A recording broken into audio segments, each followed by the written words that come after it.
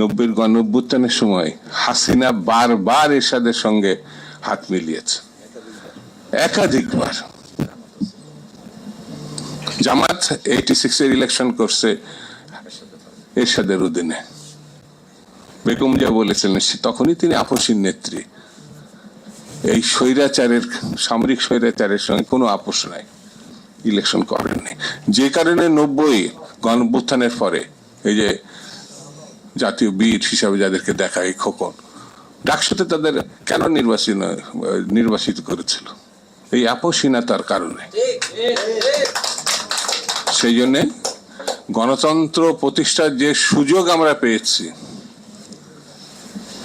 আপনি বিএনপিকে ঠেকাবেন, কিভাবে ঠেকাবেন?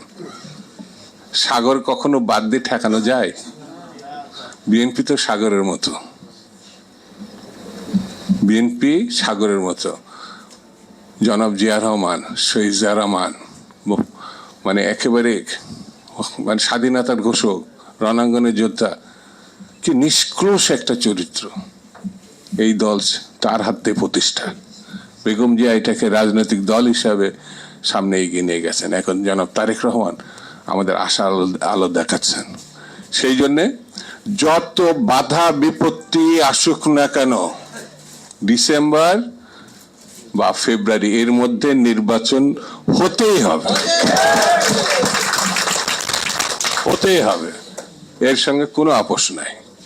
এবং সেই নির্বাচনে কোন দল জয়লাভ করবে এটা মানুষের হৃদয়ে চলে গেছে।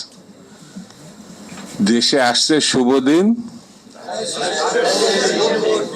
এইটা বলার জন্য মানুষ এখন উদ্গ্রীব।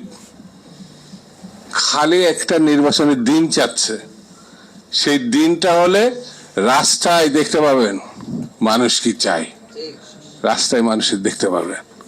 এটা অর্জন, এটা মানুষ তার রক্ত দিয়ে, ঘাম দিয়ে, শ্রম দিয়ে, নির্যাতন উপেক্ষা করে এই দিনটার জন্য তারা অপেক্ষা করছে। সেই জন্য যারা সকালে এক কথা, দুপুরে এক কথা, বিকালে এক কথা বলছেন, তাদেরকে বলবো আসেন ভাই, নির্বাচনে আমরা সবাই আসি।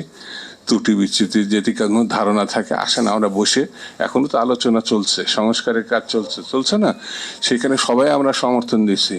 সেই সংস্কারটা দুটো শেষ করে আমরা ফিল্ডে চলে যাই।